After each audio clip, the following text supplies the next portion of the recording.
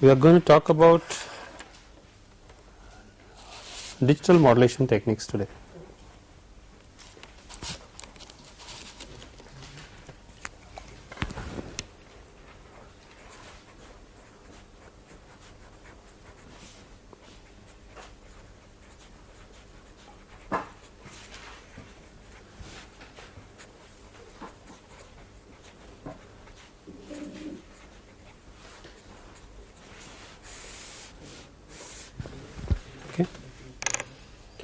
You are all familiar with the process of modulation. You have done it in the case of analog communication, whereby you understand by modulation the process of embedding the message onto a carrier. That is what you understand by modulation so far. In the context of digital communication, the definition is slightly different and more general. We define the function of the modulator to be essentially one of converting a stream of data into a stream of pulses which have to be put onto a what we can call a waveform channel, right? Because the waveform, the channel does not work with data, the channel finally works with or accepts a waveform for transmission over a physical medium, whatever that physical medium may be, right? So broadly speaking, I can represent the function of the modulator like this. We have this modulator which accepts a data stream as input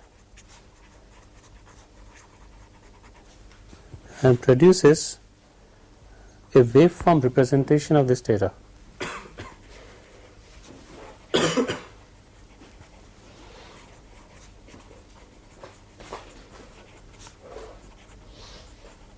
Right? That is the primary purpose of a digital modulator, to convert this data stream become in the form of an abstract representation of data, right? Whereas this has to finally be put in the form of waveforms, and this waveform representation is suitable for transmission over a what I will call waveform channel. And all physical channels that we work with, through which we transmit signals, message signals, are waveform channels, right? Because they support the transmission of analog waveforms. Now, waveform channels are those channels in which the input as well as output functions of continuous functions of time as well as continuous functions of amplitude. That's what I mean by a waveform channel, right? That is, it accepts a continuous function of time and a continuous function of amplitude as its input and produces a similar continuous function of time and amplitude as its output, right? And most channels can be thought of to belong to this category. What is continuous function of amplitude? That is, you don't have to, you're not having a discretization in amplitudes like quantization or anything. You may be doing the quantization before you do your encoding, before the data comes to the modulator, right? But as far as the channel is concerned, the quantization doesn't mean anything to it, right? It accepts a continuous waveform as its input and produces a continuous waveform in amplitude as well as in time at its output, okay? So all these channels also, before I come to digital modulation again, before I return to this diagram, because I am talking about channel briefly, let me talk about that aspect of channel which is important from the point of view of waveform design, and that is almost all channels for the purpose of digital communication can be thought of as either of a power constraint type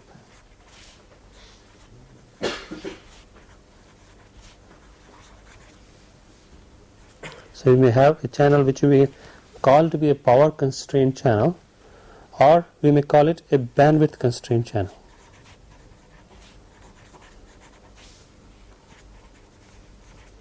Okay. Now,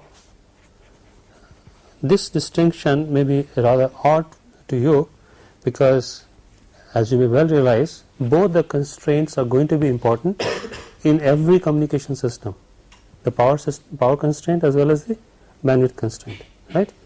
But this, when we say a channel is power constrained, what we essentially mean is that the power constraint is more important in this scenario than the bandwidth constraint. Similarly, when we talk about the bandwidth constraint, we mean that the bandwidth constraint is more important than the power constraint. Both are always going to be important, but one may override the other depending on the situation we are in. For example, take a satellite channel, right? That is when the obviously power constraint is overriding constraint. Bandwidth is perhaps important, but not the overriding constraint, right? Similarly, a telephone channel over which you may like to transmit data is essentially a bandwidth constrained channel, right? Because you have only that much bandwidth to work with. So these are things to appreciate when we talk of digital modulations. But remember, whether we call a channel to be power constrained or bandwidth constrained, both the constraints are important.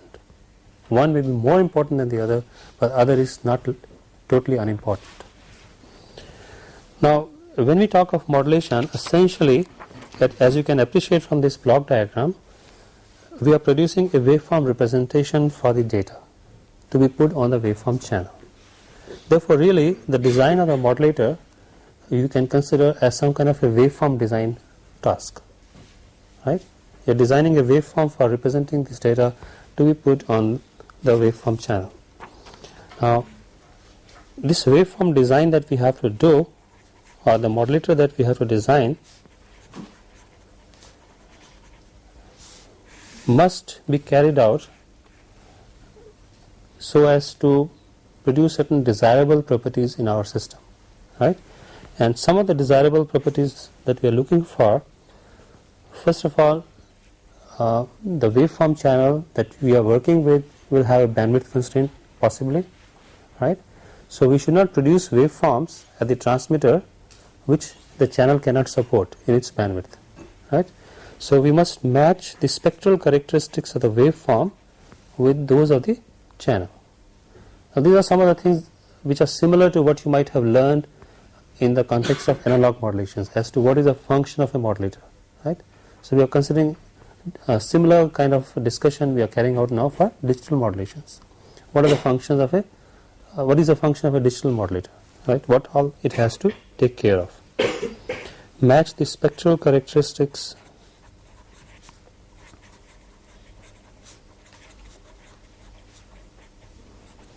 of the channel. That is, the waveform that you produce should be so matched. The second important requirement is in a digital communication system that whatever waveforms you use should be such as to produce a very low error rate at the receiver end, right? So the waveform design, the overall performance of course depends on both what you are doing at the modulator and what you are doing at the demodulator, but waveform design forms a very important part of it. What you can do at the demodulator may be highly limited by what you are doing at the modulator, right?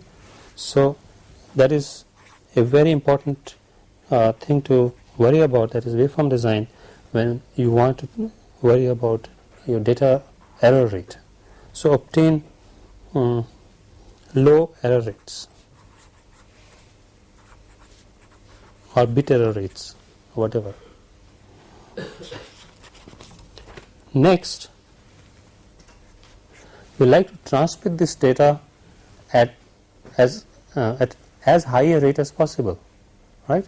So we will prefer that the waveform should be such which permit high rates of data transmission, and by high we essentially mean bandwidth efficiency. That is, we must be able to put in a data rate of as high a value in bits per second as possible in a given bandwidth. Pack as much data as possible every second in a when you have only a given available amount of bandwidth is limited. And finally, all these things we like to do with minimum possible transmitted power. So these are the 4 important attributes of a modulator, digital modulator. So minimum transmitted possible power. And of course, there should be an associated demodulator which will help us to recover the data from the waveform. For any modulation scheme that you may think of, any waveform design that we may think of, you must also be able to think of a corresponding demodulator for it to recover the data back from the received waveform. That is of course an obvious requirement. So in view of this, let us see what kinds of digital modulation schemes one can design, right? Which not all modulation schemes will meet all these 4 requirements adequately. Some may be good in some attributes and some may be good in some other attributes, and we'll have to take cognizance of that towards the end. But we will not of course start with a proper waveform design approach to the whole problem, because we can't do waveform design with, for example, with all the requirements simultaneously put in front of us. We will have to appreciate what kind of waveforms we are working with, how they are demodulated, and unless we know how they are demodulated, we cannot even think of calculating their performance. And if you can't talk about quantizing their performance, we can't talk about a waveform design, right? So as far as presentation of these ideas to you is concerned, we'll have to take a step-by-step approach. What we'll do is we'll start talking about all possible kinds of waveforms that one can construct for digital modulations. Then later on, I'll consider the demodulation of these waveforms and then look at their performance, right? So the approach that I'm going to follow is that in the first go, we will just look at various possible waveform designs, right? Without looking at how they are demodulated and what kind of performance they may result in. Because performance calculation depends on how you demodulate them, and demodulation is a separate kind of subject which we'll discuss separately. And unlike analog modulations, the broad mechanism of demodulation is more or less same for every kind of waveform. So we can discuss them all together rather than discussing them one waveform corresponding demodulator, second waveform corresponding demodulator, right? So the approach then is that we look at all possible classes of waveforms that we can use as digital modulation schemes. Okay. So the way I'll organize this discussion is something like this.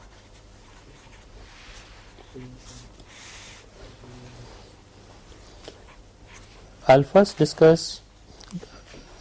broadly classify all possible modulations as belonging to either of the baseband kind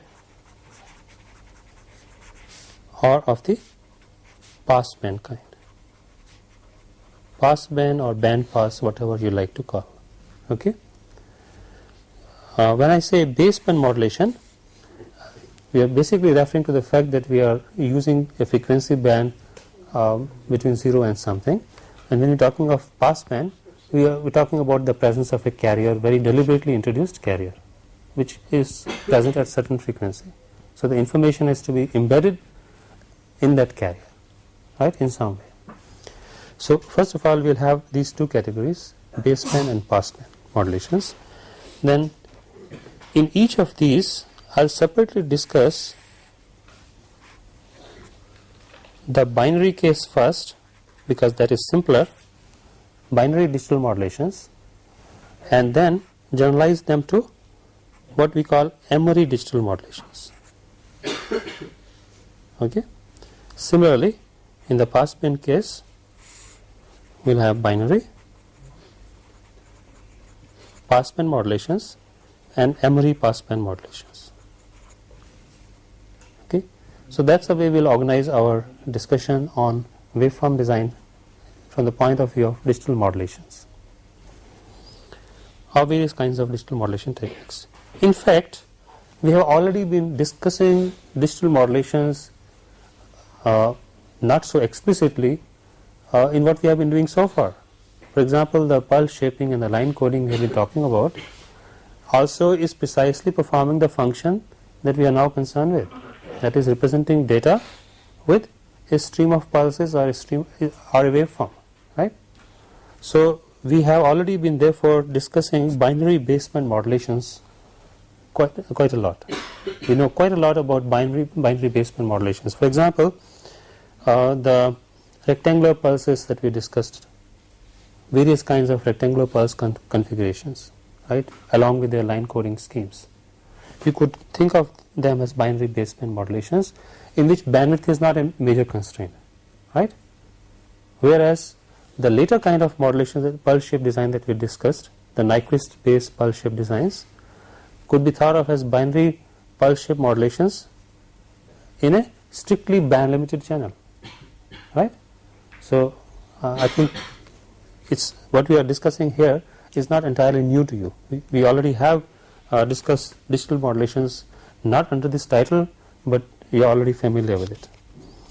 But to formalize what we have done there, let me just complete binary digital modulations first for baseband schemes by just generalizing a few concepts that we have discussed. Okay. So we first take up again very briefly binary baseband modulations.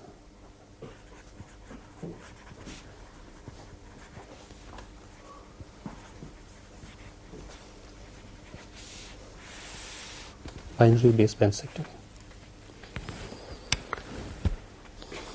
Actually, we have discussed them in sufficient detail, but I like to just fill up what we have not done. I like to introduce the concepts of binary or antipodal signaling,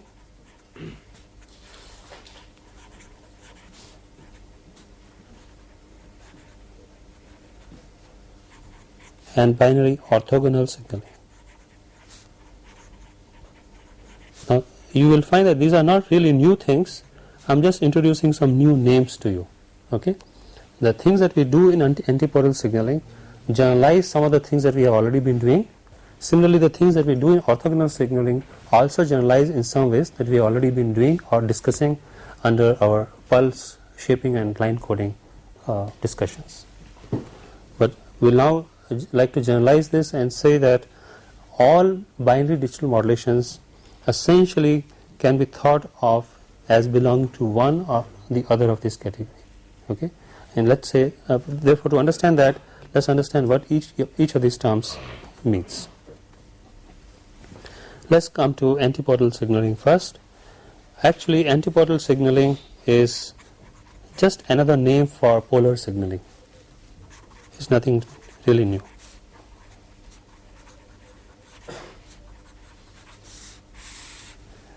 So you can say it's the same as polar signaling, in which I have two possible waveforms which I can use. This is a notation that I am going to generalize and introduce here now. I'll write two waveforms SO and S sub O and S sub 1, or S sub 0 and S sub 1 of T, to represent. See, after all, what is the modulator doing? Converting zeros and ones in the binary case to waveforms. So basically it is carrying out a mapping of bits to waveforms, and this mapping is precisely represented here, that when a 0 comes along, it will transmit a waveform SO. When a 1 comes along, it will transmit a waveform S sub 1, right? So in the case of antipodal signaling, basically you have one basic pulse shape which you may call PT, right? And you either transmit PT or minus PT, which is the same that we have discussed under polar signaling, right? So antipodal signaling or polar signaling are the same thing. That is what you have to understand. You may also represent this on what is called a signal space diagram. This is a signal space diagram for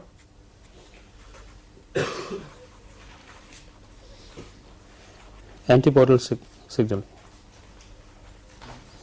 What we do is we take Now this is a one-dimensional space really, because both the pulse shapes are really same. Okay, they are not different pulse shapes. So we can represent it by what is called a one-dimensional signal space representation, where this is an abstract representation. This axis is assumed to represent the waveform PT. Right? The x-axis is assumed to represent the waveform PT. Just like you are familiar with the phasor diagrams, in which you take your reference axis to be cosine omega t and sine omega t. Right? Similarly, we are taking the reference axis here to be the waveform PT. So, in this, on this axis, on this one-dimensional space, we can represent SO with a pulse of amplitude 1 with shape PT, right? So this point on this line therefore represents SO, right? It doesn't matter whether it's SO or S1 here. And similarly this point we represent S. Actually, yes, you're right. Normally we would have done the other way around, S1t equal to PT and SOTS minus PT, but it doesn't matter. It hardly makes any difference. So this point represents SOT and this point represents S1t. Okay, and we'll return to these signal space diagrams wherever it's possible to do so. So nothing new here. So it's not very clear. What do you mean by this? It's just a representation of this binary signal set. We use a signal set which consists of two signals, SO and SO1. These two are being represented as 2 points on the signal space, where the signal space is just a one-dimensional space in which this dimension represents just some scaled version of PT. Right? Any point, for example, if I had taken this point, which is half of this, that would represent half PT. Right? Somewhere here. If I had chosen a point here which is twice this amplitude, that would have represented two waves. Yes. Because it is not half PT. You can write 1 and minus 1 or whatever you like. No, this 1 represents a coordinate, right? Okay.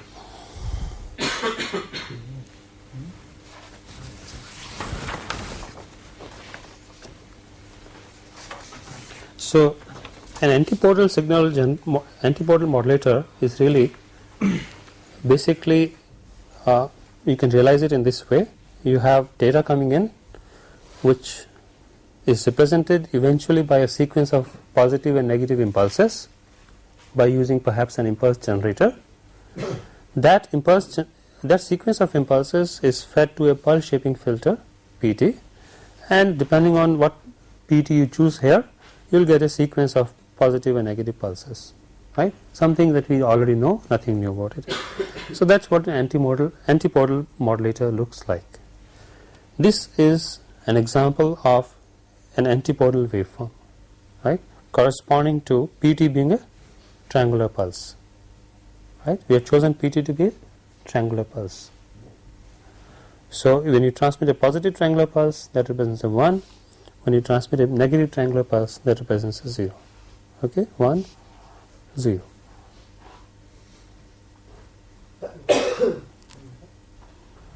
So as you can see, there is nothing new here. I have just introduced a formal terminology which is used in digital modulations, binary digital modulations, to complete the discussion. No new concept has really been introduced. Okay?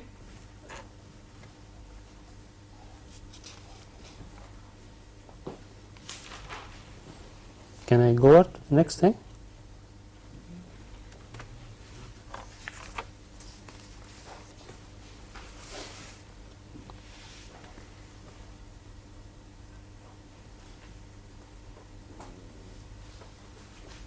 Okay. We now take up the case of the second kind of signaling I mentioned. Which was that? Orthogonal signaling, right? Or orthogonal set of waveforms. So when I say orthogonal signaling, I am essentially referring to the fact that according to some definition of orthogonality, the two waveforms SO and S1 are orthogonal to each other, right? And just to keep my discussion as general as possible, we will see the usefulness of doing that a bit later. We will permit the signals to be complex valued in nature from now onwards. Okay? For example, you could use two pulse shapes SO and S1 which are both complex valued. That is, at each point in time the value amplitude has a real part as well as an imaginary part, right?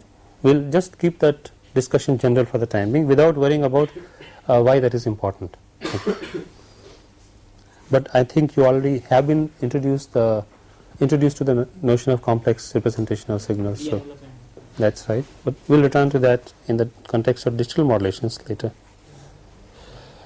So we say two signals are orthogonal, or a set of binary signals are orthogonal when this property holds. Okay,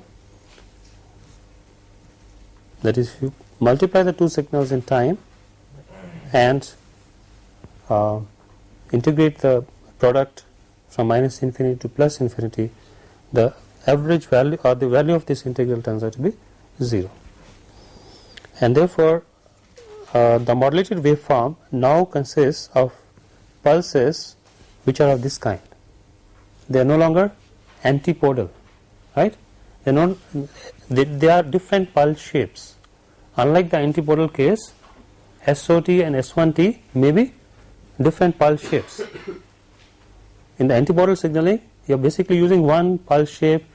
Positive amplitude represents 1 and negative amplitude represents 0, or vice versa, right? But here SO and S1 may be physically different pulse shapes, okay, different kinds of waveforms. And your overall modulated signal which you put on the channel, let me represent that modulated signal by CT. So CT is the modulated signal.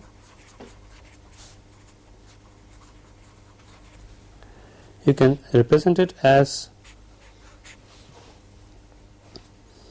it will be either A sub L SO T minus LT.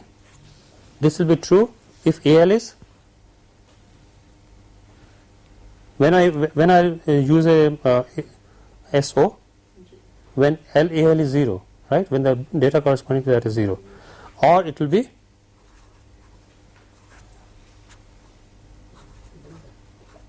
S1 excuse me, AL bar S1T minus LT, right? That will be the case when AL is 1. When AL is 1, we will be using this waveform. So what exactly is AM? Signal. Where is the data sequence? This is the final waveform, which is a superimposition of these pulses, right? These pulses, whether you will be transmitting S0 or S1 will depend on whether AL is 0, or it should be the other way around. AL bar. This should be AL bar here and AL here. I'm sorry. Okay.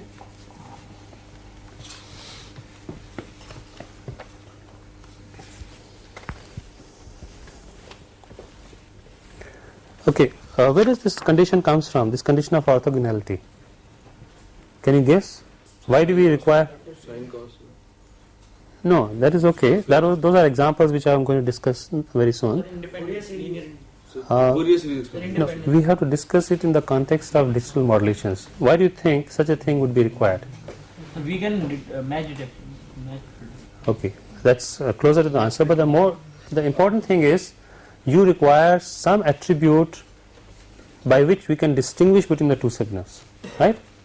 In the case of antipodal signaling, that attribute was a sign of this pulse, same pulse, right? Now we have a more general attribute, and that is this shape. Different shapes representing different messages can be distinguished from each other through the property of orthogonality, right? And if we it so turns out that this is very closely linked with how we demodulate waveforms at the receiver, right? Because at the demodulator we require to carry out a correlation operation, right?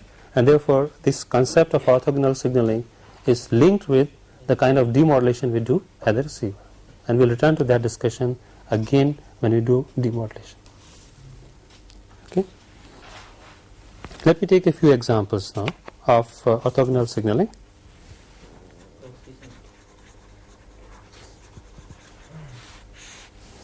No, I won't consider cosine omega naught t and sine omega naught t from minus infinity to plus infinity. Why?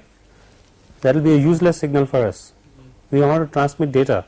The signals have to be pulses, right, of finite duration, or at least apparent finite duration.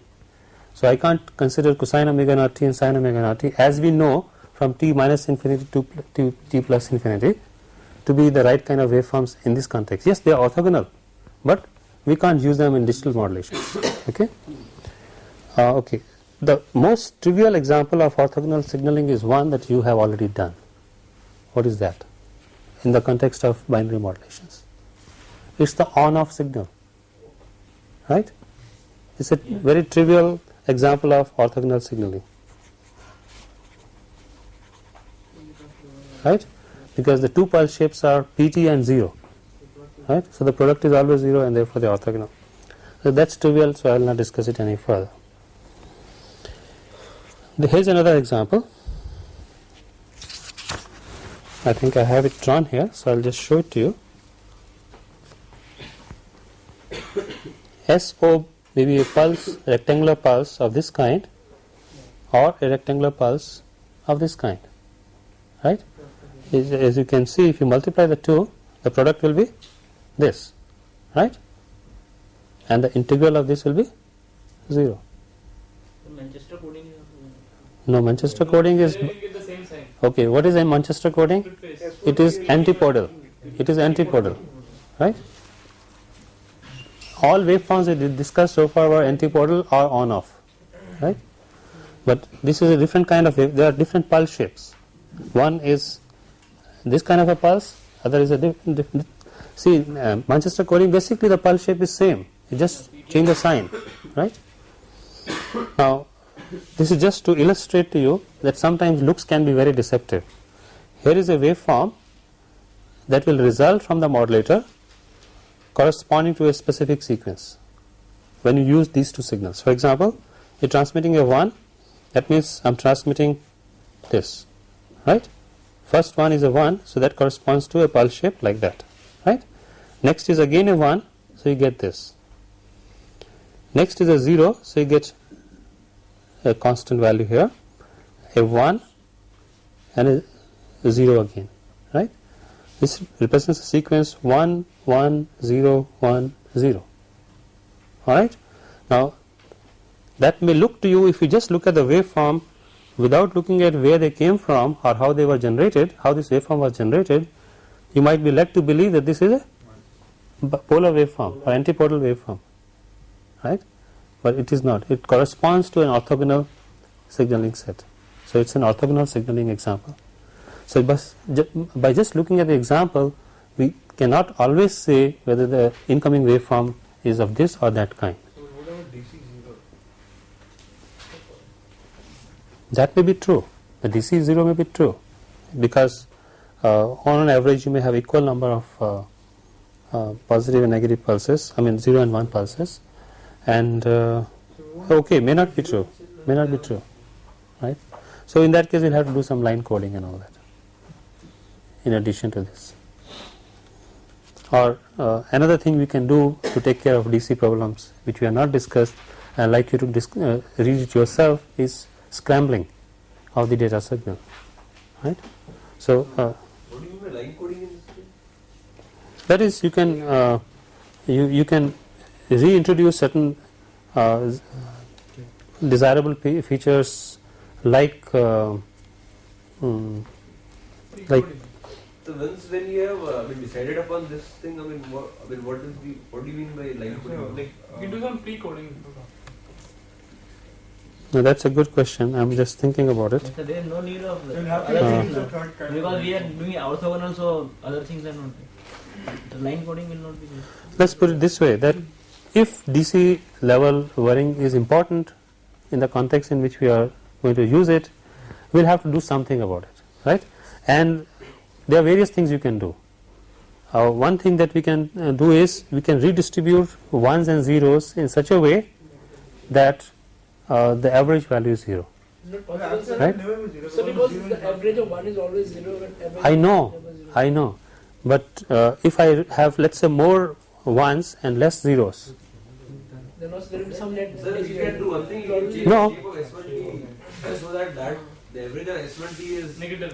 Negative. Only then it and then you can have ones and zeros distributed so that the average is 0. okay, But in that Then it won't be orthogonal. Or the shape of S0T inverted. okay. I think we have raised a very important point, which I cannot immediately answer. Can we control the discussion a little bit? It's an important point that you have raised, and I cannot immediately answer it. And perhaps the reason is that not everything can be mixed with everything else. Perhaps I'll return to this later. I don't think I can react to it immediately. I will have to think a little about it as to what do you do about DC in this kind of an environment. Okay, we'll talk about it separately. We'll return to that. Okay, another example of so this was the second example in which you use pulse shapes of this kind, and right, or basically to illustrate to you the fact that you have different kinds of pulses. Now a third possible example is, can we limit the talking please. Third example is the cosine and sine that you refer to, but with a difference. The difference is these are now pulse shapes with limited duration, and therefore you have to be careful about something. S1T would be,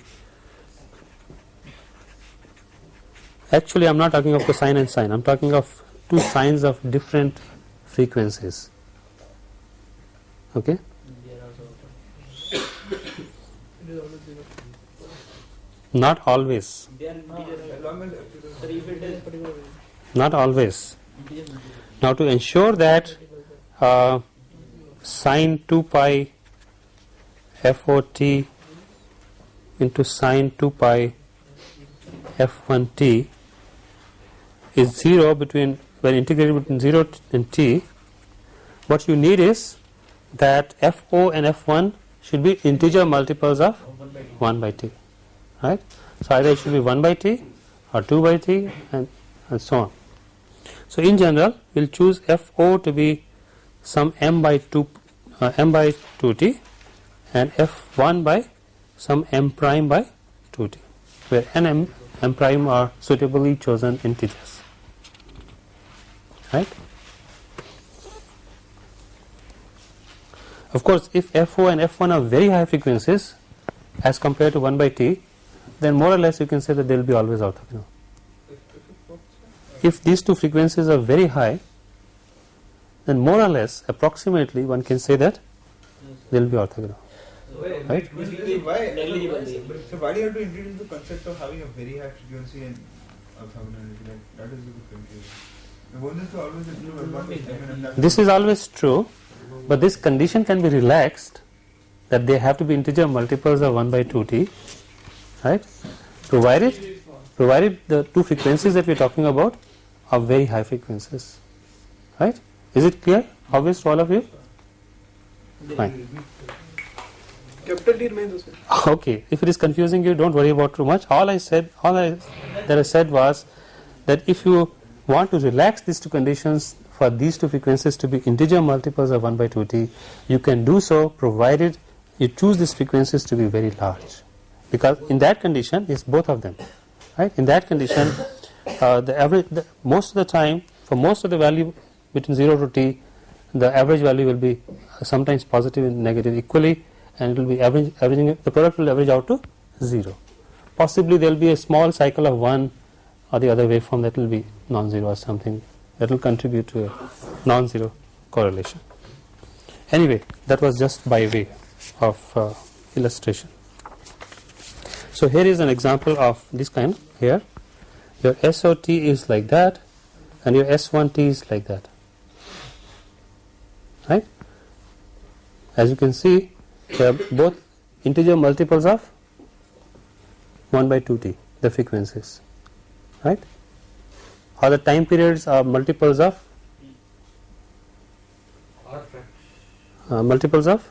t by 2. It should be 2 by 2. This is Not multiples. What should I say? 2t by m. They are of the kind 2t by m, right? Actually, that doesn't matter. We just have to worry about the frequencies. I mean, you look at the frequency, that's easier to visualize. You have chosen here how many cycles in t? 3. That means so what okay, what is f naught in terms of in terms of what is m here? M is 3. M is 3, 3 by 2. 3 by 2. right? Yes, sir. And here m is 2 by 2. 2 by 2. m prime is 2 by 2, 2 by 2. right? And this is what the final encoded waveform will look like. Modulated waveform will look like. So that's an example, second example of orthogonal signaling. So what is that down below? That's a It seems to be the other way around.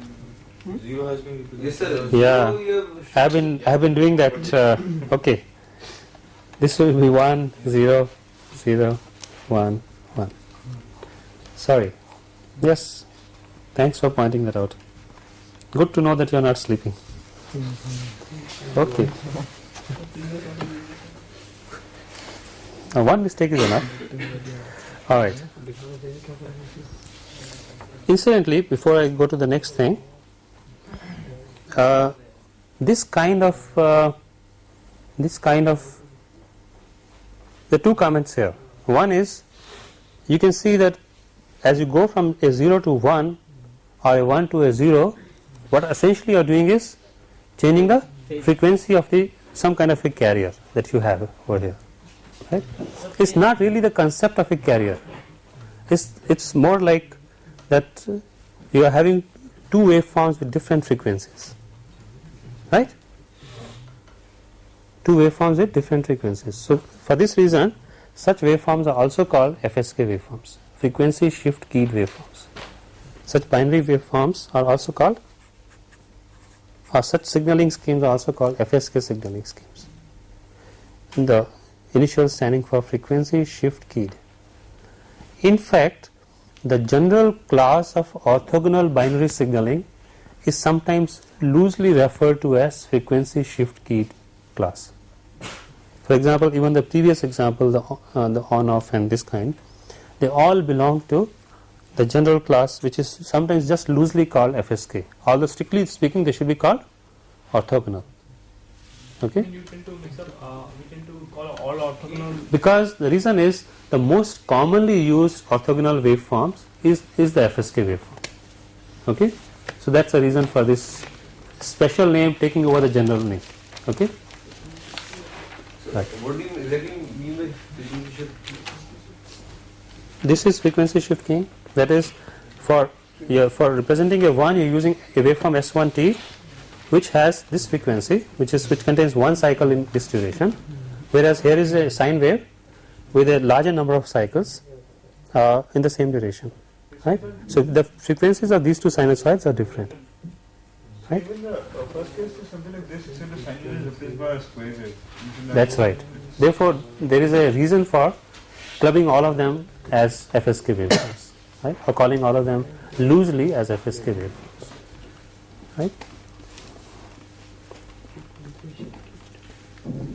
But this will have the advantage that the DC problem that we had spotted there would no longer be a problem here, right?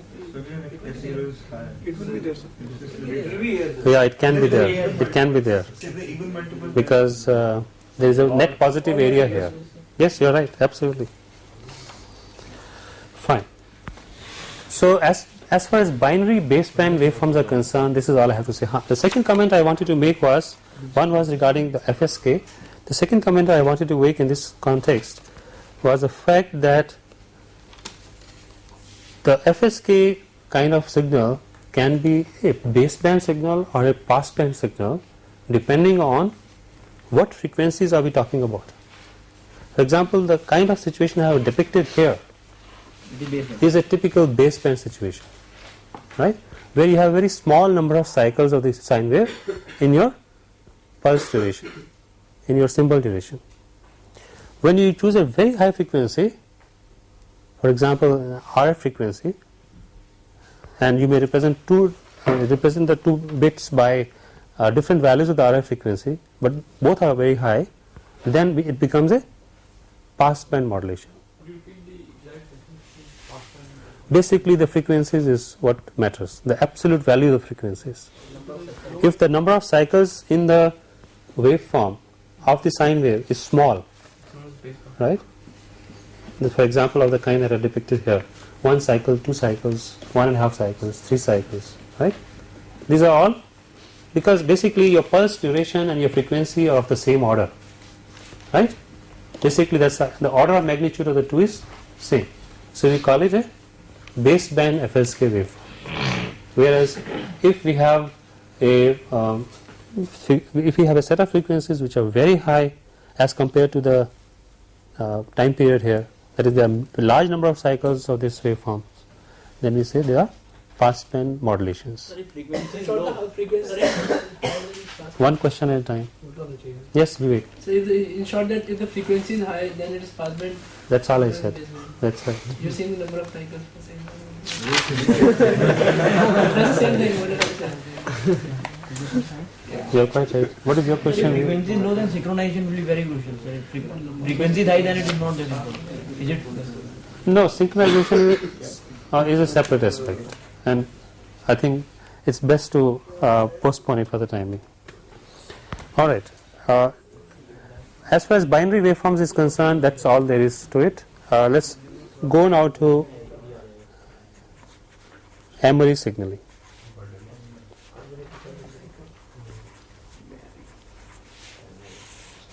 Again, first we'll take the case of baseband. In fact, we are so far discussing only baseband modulations, baseband digital modulations, right? Okay. Again, I'll discuss first the case of power limited channels, are not really in which bandwidth is not a major constraint. Let's first talk about those signalings, Emery signals, in which bandwidth is not a major constraint. And when bandwidth is a major constraint, I think you already know what to do. Let me ask you the question.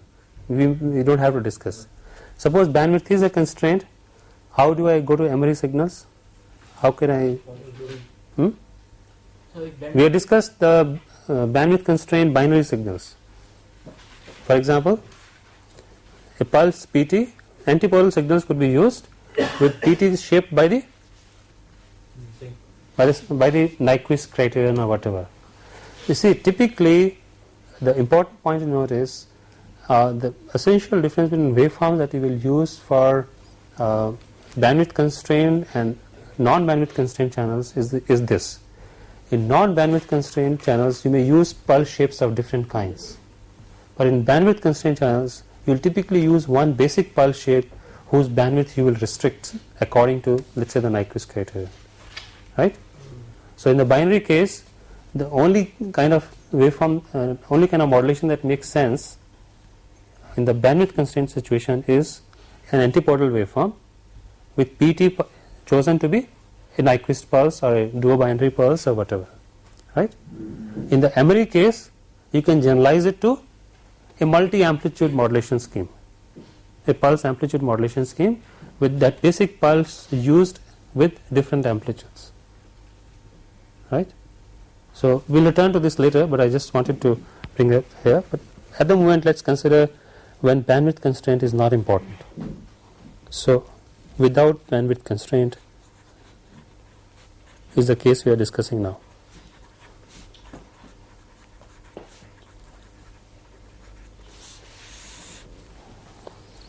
And primarily here again there are two important classes, like in the binary case. These are essentially generalizations of what we have discussed in the binary case. What we discussed there was antipodal and orthogonal, right?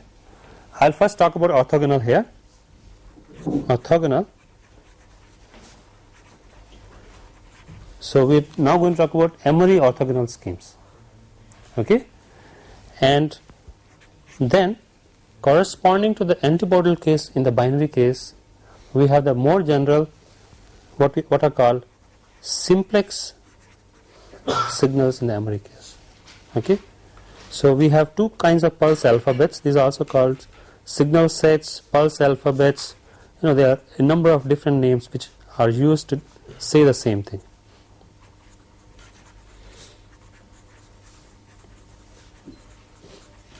Okay, basically a dictionary waveforms that you use for. But what is the basic idea of Emery schemes? The basic idea is that instead of using one bit to be mapped onto a waveform, you take a group of bits and represent this group of bits by a single waveform, right? So for example, I may use 2 bits at a time, and there are 4 possible values 2 bits can take. I will have a dictionary of 4 possible waveforms, right? And an alphabet of 4 possible waveforms. So instead of having only the waveforms S sub O and S sub 1, I'll have the waveforms S sub O, S sub 1, S sub 2 and S sub 3, right? And I'll have a mapping scheme by which I will say when 0 0 comes, go to the first waveforms, 0 1 comes, go to the second waveform, and so on. And the modulator will essentially be a device which carries out this mapping. Okay? Oh, okay. I think we'll start from this point next time. Thank you.